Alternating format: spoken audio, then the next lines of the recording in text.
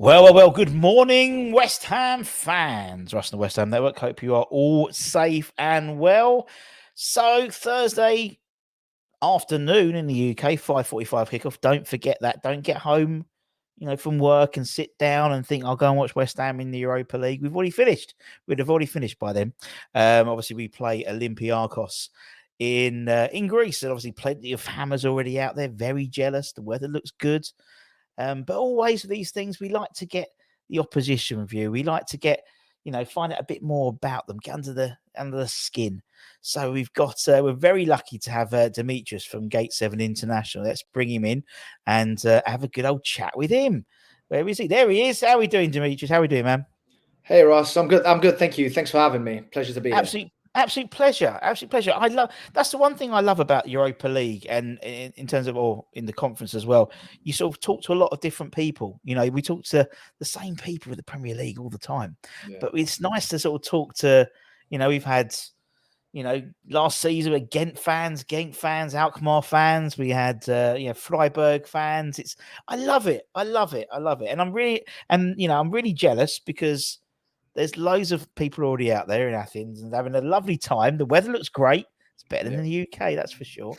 What's the vibe coming from Olympiacos in terms of this game and in terms of Europa League in general? The vibe is theoretically we should have had 6 points by now, and we should have been going into this game, both games against West Ham, thinking it's okay if we don't get anything out of them.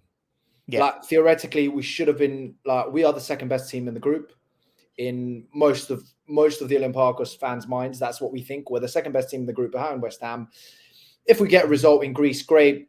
Probably not really going to get anything in London, but we should have been 6 points up, and now we've got 1 point. So both the game against Freiburg and the games against Topola, infuriating. Honestly, so infuriating.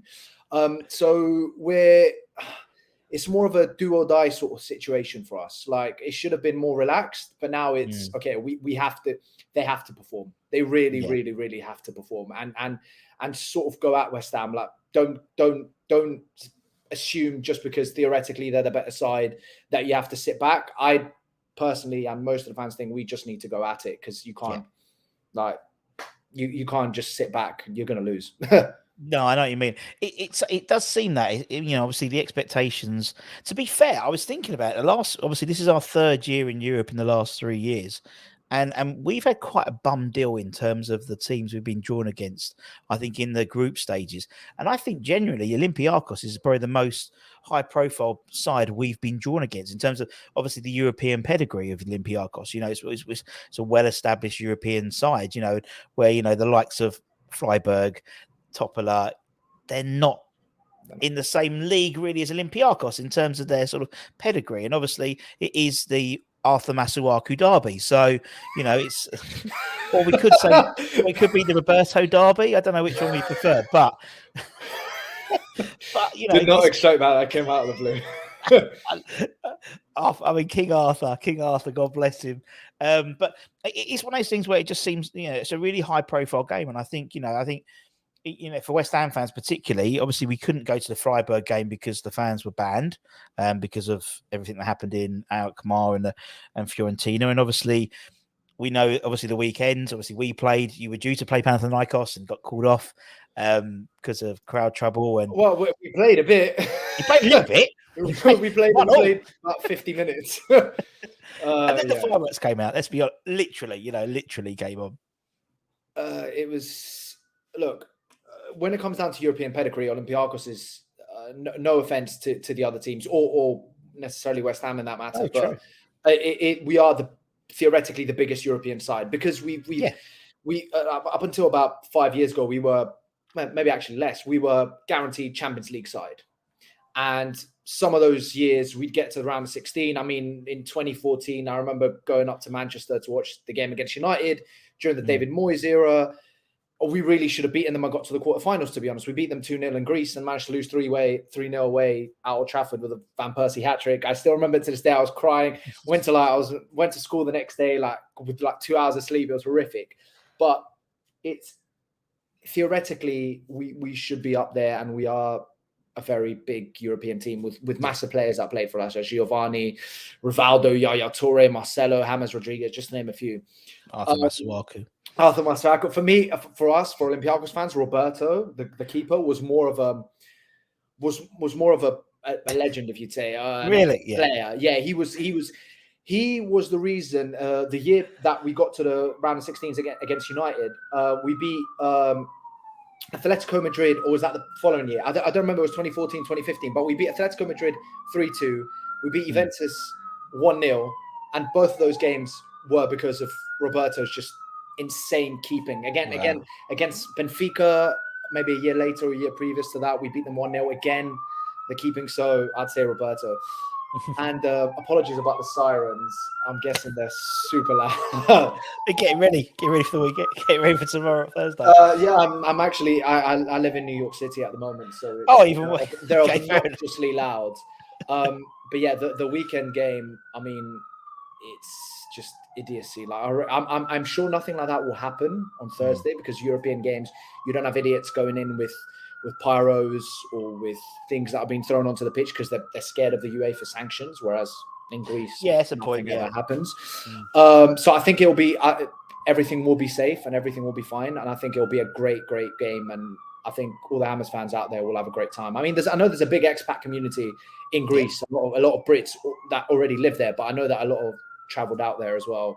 Best time of the year to visit Greece, I think. September, October. Because the weather just not that many tourists, and the weather's still so nice. So they're having a great time, I think.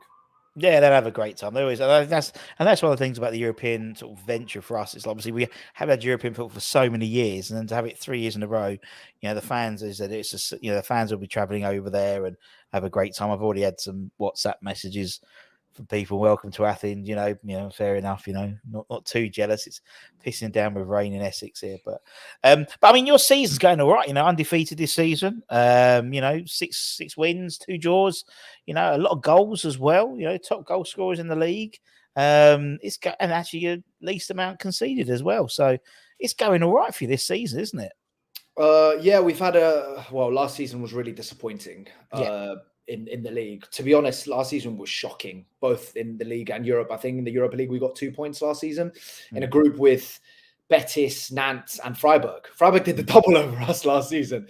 So coming into this season, we were just like, we need to batter them. And then the first game, but yeah, so last season we had really, really bad season. And this season we've started a lot better.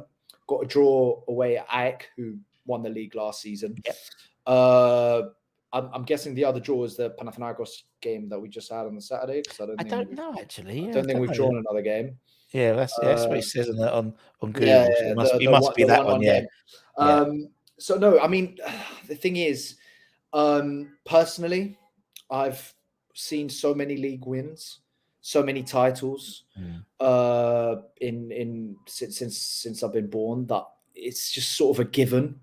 It's not as it's like PSG in France, or Bayern in the Bundesliga, or even City at the moment. I mean, they won 4 out of the last 5. It's at that stage where it's expected Olympiacos is going to win it. If they don't win it and they're doing badly, then that's the news. So Olympiacos doing great in the league.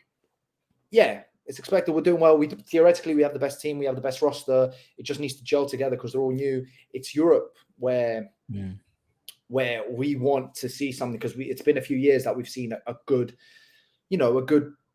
season in Europe, and this season should have been it. And so far we haven't seen it. So maybe the kickstart will be on Thursday. Yeah, so it does seem realistically, it's something needs to happen, doesn't it? Obviously, with them, how many games would it be? Halfway through? Yeah, we're halfway we're halfway through. So, and obviously, we do play you home and away, don't you? Sort of, or away and home in a relatively short amount of time. So, it does seem that, doesn't it? It does seem that it's a pressure on you guys to get some points. And the problem is, for us, we got the short straw with this, because West Ham, theoretically, the team that's going to win the group, that was going to win the group from the start, from the moment that the group was announced. Because when you have that team on the 3rd and 4th game week, they're still playing to get the points. Whereas if West Ham have 12 points by the end of game week 4, you're going to start resting players. If we add you in the final game week, and we needed the win, and you guys had Oh, already clinched yeah, first it'd be a place. dead rubber. Yeah, we've done that dead rubber, and we played He's the kids. playing the 19-year-olds. He's playing the teenagers. There's no point in playing like. Do you know what I mean? So West Ham they still want the points to sort of clinch it and then be able to rest players for later on. So totally right. Yeah, no, it's a good point. I think short straw for us on that. And I think actually, the fact is, and obviously you've done it for the last 2 years. Obviously, granted, one in the Europa League, one in the Conference League, but obviously winning the group is it makes such a difference, because obviously you bypass that playoff round, and then also your second, your final 16. The second game is away, so at home rather. So you've got that sort of home advantage. So it's so important to win the group, I think, and to win it quickly. Yeah, and to win it quickly, exactly, because then you can start resting players, and you've got a long gap until March time, which for the next knockout stage. No, I totally get that. Obviously, we've got. We have Nottingham Forest here, and obviously Olympiacos are owned by the same bloke, and so so you've got guys like Omar Richards and stuff like that on loan for both. You've got obviously Daniel Podence, because people would know him. He's playing very well by the looks of it. I mean, he was great for us before Wolves signed him, and he left for big money for the Greek league. It was big money. For the Premier, nothing. It's peanuts. For the Greek league, it was big money, and he was missed. He was really missed, because that was the COVID year, and we got to the round of 16. That's the year we'd beaten Arsenal in the Europa League. Get to round of 16 against Wolves, and we lost, I think, 1-0 away at Wolves, and we drew 0-0 in Greece. And he left for Wolves, I think, during that break before COVID, and then we lost him, and then COVID and a long gap, and then he was very crucial for us up front. So getting him back at a young age, which is still young, surprising, because most of the guys that come back, most of the big players for Greek standards, or that have left Greece and gone to a bigger club or a bigger league, like for example Yaya Toure, he played one season with us, was incredible, left for Monaco, then went to Barcelona, etc., City, came back when he was like 35. He was retirement. Same with Marcelo. I mean, he never played for us before, but when he signed for us, there wasn't really much there. It's very rare that you'll get a guy who comes in his 30s and performs. Getting Podence back in his 20s is great. He still has so much to give. So I think him and our captain Fortounis, who's had a great start to the season, are the two attacking players that West Ham should be wary of. Silky guys with the ball, like sort of Dimitri Payet sort of vibes, where they're really good with the ball, great set pieces, great at getting into good positions, that sort of play. I mean, Podence, he was one of those players. You'll get them players who always seem to just play well against you, and he's always that sort of nippy.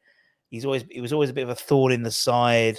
So we'll be well aware of him. And obviously, in terms of other ex-Premier League, obviously you got Stefan Jovic as well. Played at Man City for a little bit. He's obviously signed at the beginning of the season for you guys.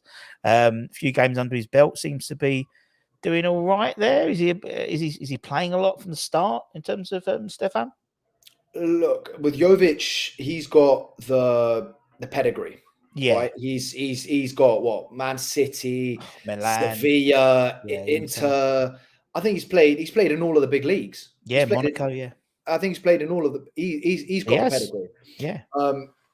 The thing is that I remember we were having a show right at the end of the transfer window and going, right, our biggest issue is the striker position, because we signed our big strikers now getting old, and this season he hasn't been playing, but he'd been great. He's the one who he terrorized Arsenal for a couple of years, but he's pretty much gone now. He's not really playing this season, so we signed another one called El Kabi, and he's been the main striker this season. But all of us have been saying he's not. Yeah, he's good and he's a great player to have, but he's not your starting striker for us, in our opinion. And then during that show, I remember it was like breaking, we're signing Jovic, and it's Jovetic, and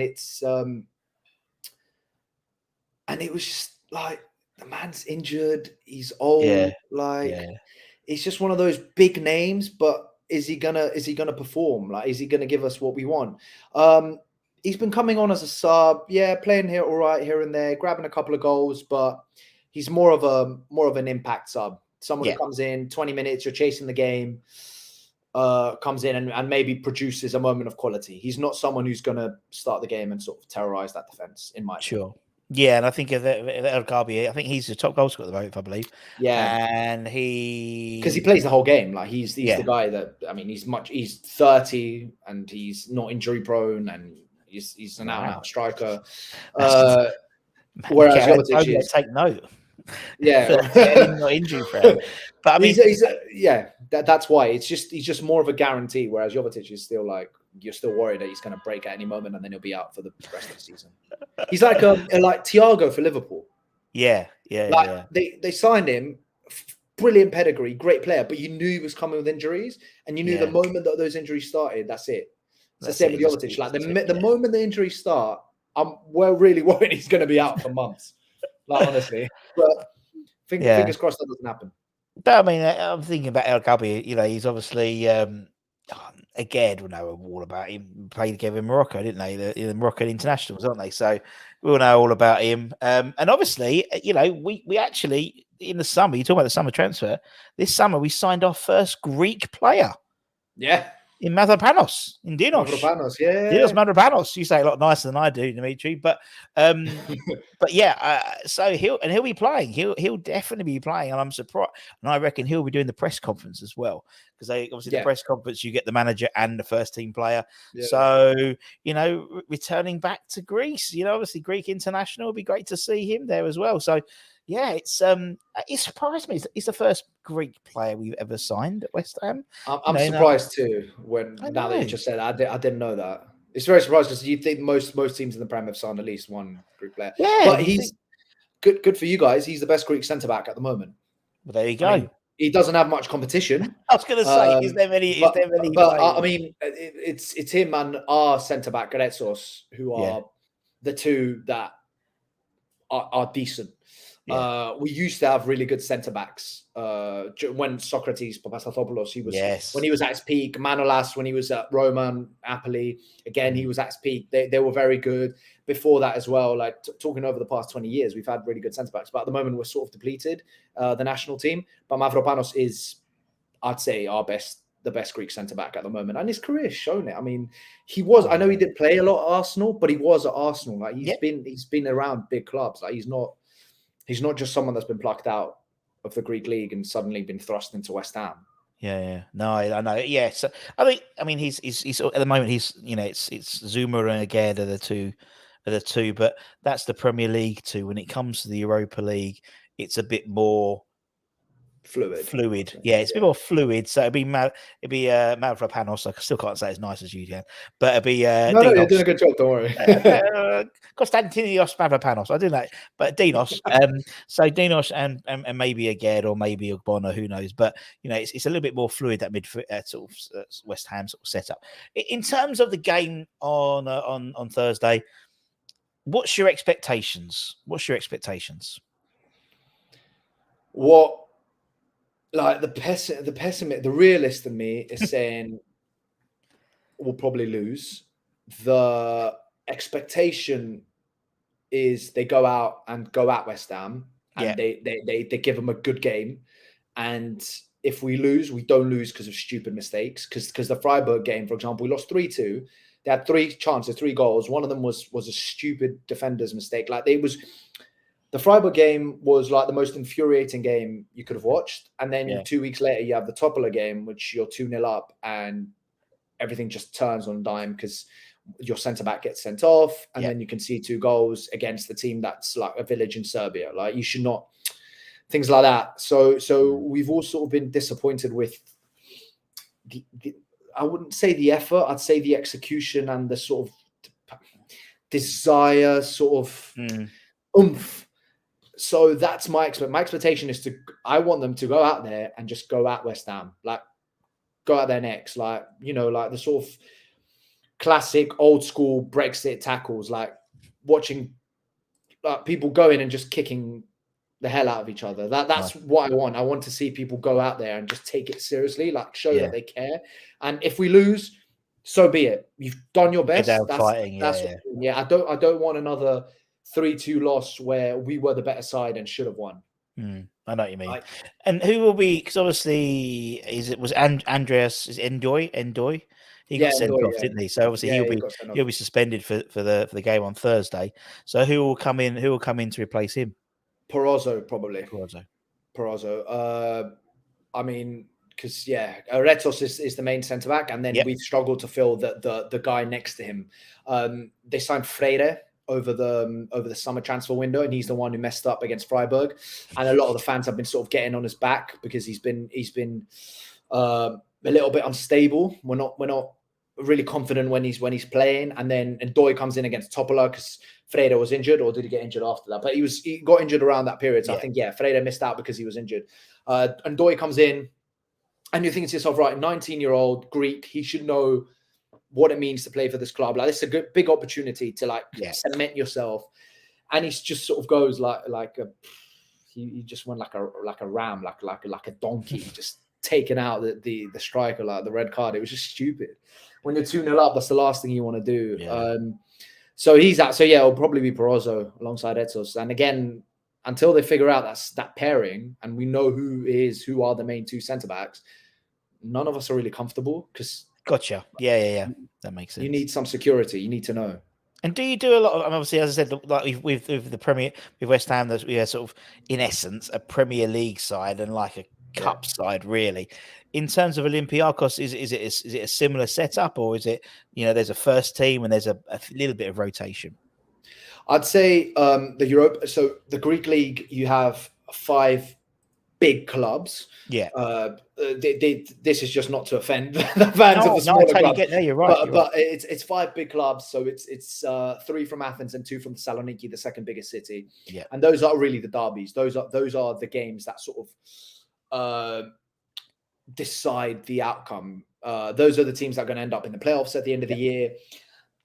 So when it comes down to those games and the Europa League games, you don't really see a lot of change because those are the big games. Where you see subs and, second team players playing more is against lesser opposition, smaller teams, which you should be sort of rolling over 4-0 pretty much every time. Yeah. That makes sense. I can get that. Yeah. I'm just looking at the league now. You see that? Yeah. You look at Christ. For a lot of us, we'd even have Europe above the big derbies. I know a lot of fans have the big derby, like Panathinaikos, especially, our biggest enemies. They'd have that as the most important game of the season. But the Greek league isn't decided like in the regular season, like the Premiers. We have playoffs at the end of the season. So even if you're first, you might not end up winning the league. So it's not the end of the world. Like that 1-1 draw against AEK that we had away from home, fans were like, oh, we should have gone at them. Like at the end, we settled for a draw. And I was just like, do you know what? We've got Freiburg on Thursday. Like this is that's much more important in my opinion. Yeah. Yes, we went and lost stupidly, but if I was the coach, I'd have half my mind on Freiburg. Like get this 1-1 draw, get that done, get a point away from home against the champions. That's it. Go. You don't really care about trying to chase the game and win it. So that's the thing. Like Europa League could be more important. It's really interesting, different. That it just obviously the mentality, because obviously you guys, you're expecting pretty much to win the league, each season. That's like sort of expectation levels, and now it's seeing almost like the Europa League as being the main prize, so to speak. Whereas for us, it's always like we need to get to 40 points quickly so we don't get relegated, and then we can see what we've got. I mean, you're not going to get relegated though. Come on, I know this year there's no way West Ham are going down. Last year was a bit squeaky bum, but we knew he'd be all right. But it's a change. 6 or 7 teams that are much worse. Yeah. Oh yeah, definitely. I mean, it's the mentality difference, isn't it? It's interesting. Yeah. It's like we don't see. We'll have our Europa League, our cup squad is in essence. It's not a second team because I think that's horrible to think of it, but rotation is used for the cup games rather than the Premier League games, which is obviously a major frustration with a lot of West Ham fans because people like Kudus, or he'll probably score an hat-trick on Thursday, and then he'll be on the bench. Hopefully not. Hopefully not. Well, hopefully not. So what's the score going to be then, Demetrius? What's the score going to be? Put your colours to it. Answer, or do you want the hopeful answer? because there's two different answers. Do I have two different answers? Go on. I'm usually that generous. So, realistically, I think it's going to be 2-0 West Ham. My hopeful answer is 2-1 to Olympiacos. I can't see us not conceding like this. I really can't see that. I just really, really, really hope that we have enough. We sort of shock you at the start. We started the games really well. I think we've started all of our games really, really well. So I hope we just sort of go at you and get a 2-0 lead, and then maybe concede towards the end when we've sat back for the past like half an hour, something like that, and just play like compact. That's realistic and hopeful. Nice. But there's no way we're not conceding. And obviously the atmosphere in the stadium. I mean, it must be. I have this picture of it being very hostile, very loud. Lots of, as I said, probably for the home games, more pyros. That's probably not the best thing to talk about at the moment. But in terms of what the West Ham fans and the players can expect in the stadium, you know, what's it like? Is it an intimidating atmosphere? Is it a bouncy? What, you know, because there's different types. Some games are really sort of, it's sort of more of a party atmosphere. For some games, it's really intimidating for the away teams. What's it like? What's it like in the stadium? So, like the most intimidating top tier of Olympiacos games and all games in Greek football, in my opinion, I think are the derbies, the local derbies, like the Panathinaikos game, the one that got abandoned on Saturday because of stupidity and stupid fans. Is the pinnacle of, like, they come in and there's like flares and pyros and the stand behind the goal where the ultras sit, gate 7. That's where the ultras are at. That's literally like a war zone. They're doing everything they can to intimidate the hell out of the other team. In Europe, because you don't really have, you know, the pyro shows because of punishment, you could have like typhos and choreos, like where you like put on displays and stuff like that. Like we've had some big really important games or against AC Milan I think it was the 2018-2019 season in the Europa League. We had a great like typho against AC Milan. It was the money. It was to do with Money Heist, the Spanish TV show, the Netflix show. That was so there's a lot of that, but it will never be to that intimidation level of, you know, the local derbies where you're actually like, right, this is a war zone because of UEFA sanctions, like, and in a way, thank God, like, because otherwise you could have stupid fans. Like, I don't know how much of this was covered in the British press. I saw the BBC do a little bit on this, but basically we score to equalize on Saturday in the 48th, 49th minute, and then as they're celebrating, one of the fans throws a flare, like a little explosion flare, next to the Panathinaikos subs that are warming up. Explodes like next to him. He goes down injured. Games gets abandoned, and it's like, what are you doing? Yeah, there is always. I mean, you know, we have a you know, obviously in the final, the conference final, you know, one of the fans threw a lighter, or it was a lighter or a glass or something at one of the Fiorentina players, and it cut the head open. And because of that, and because, you know, we were banned for the Freiburg games, there's always going to be that element. But he said but it's weird because at the same time, I love the European nights at West Ham on the stadium. It's because you get such a different atmosphere because the away fans, and it might just be they bring the party. Yeah, I mean, even when we've had like Viborg in the Danish league, the Danish or Norwegian, Scandinavian side, small, but they brought 200 or 300, and they were just brilliant. And it's like you match it up with the fans. It's great. I love it. For those small sides, it's a once in a lifetime experience, right? Like if you're Topola, I mean, I don't know what their support's like. I haven't seen them away from home because we played them in Serbia. I haven't seen them come to Athens. But for a team like that, you don't know when the next time you're ever going to play in Europe is, and you're going to play a team in the Prem. Like, you're going to go play West Ham at the London Stadium, which is incredible, an incredible stadium. I actually went there once a couple of seasons ago, and it's a great stadium for them. It's a big party. So when you're going to this away games, I think, like, the whole atmosphere, you're thinking to yourself, right, I'm going to have the most fun I can, because theoretically you're not expecting a result. I think there's a lot more pressure on Olympiacos to get a result tonight, Thursday, than it would be to when they go away to West Ham. So I think the fans, the Greek fans, I'm annoyed because I'm missing it because I'm out here in New York. But if I was in London, if I was at home, I'd be going to the game. And it's just a party atmosphere. You just go and you just sing your heart out. It's like it's so much fun, and I think that's what the West Ham fans are going to have in Athens. Like, I don't know what your expectation is from the game because you started the season so well with the Europa League that it's not the end of the world if you don't win. No, I think if we come away with a draw, I'll be happy. I think this is a game which is going to be, personally, I think it's going to be a game which I think will. I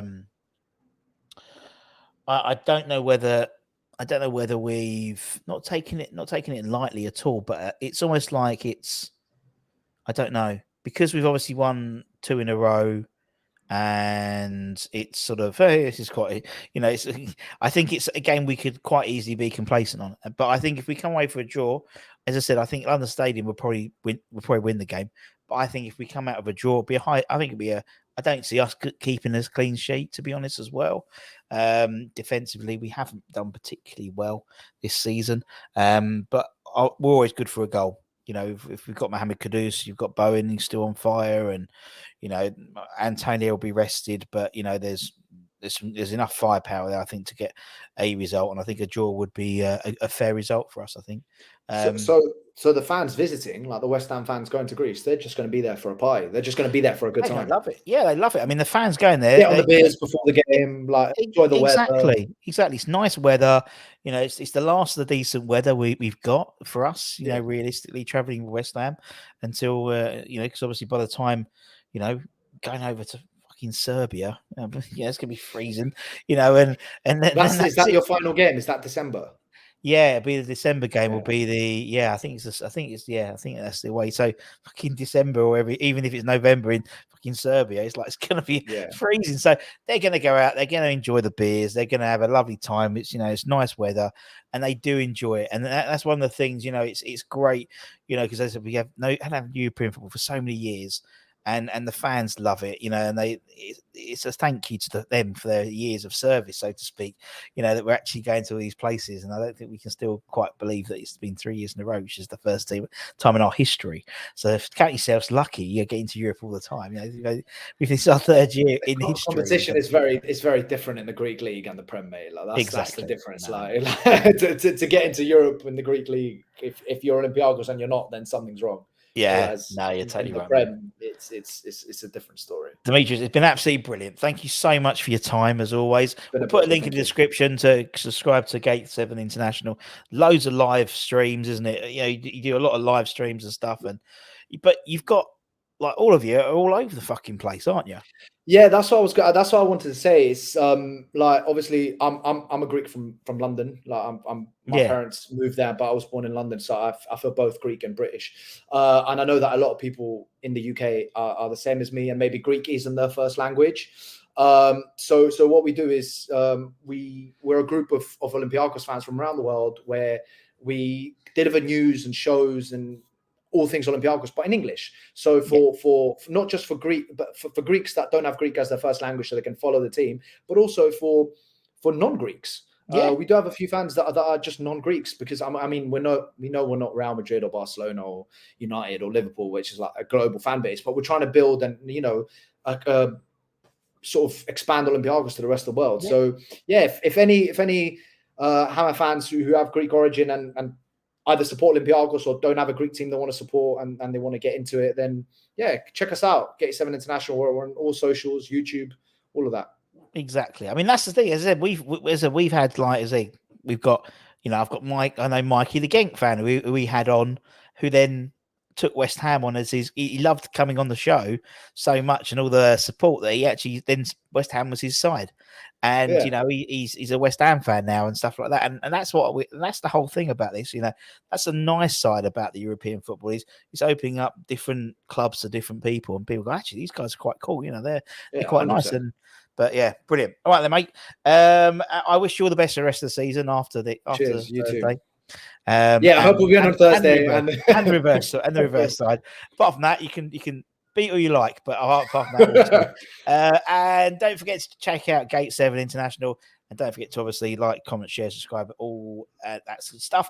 All the watch alongs and shit like that we'll be doing as well. But until next time, from myself and Demetrius, what is it? Obviously, we say come on, you irons. What's the call to action for Olympiacos? We don't really have one in English. It's it would have to be. It would have to be Bame Thriller, like come on, like our nickname is Thrilos, which is legend. So Bame Thriller. Brilliant. Legend. That's because that's our nickname, the legend. So that would probably it. And the other one is Olympiacos above everything. Olympiacos Panapola, which literally means like you put Olympiacos above everything else in life. Wife, kids, family, country, religion, all of that. So that's the other one. That's what my wife would say. West Ham above everything, Russ. But anyway, guys, take care, stay safe, stay warm, stay humble, keep the faith, my friends, and we'll see you very, very soon. Ta-ta. Bye, easy bye.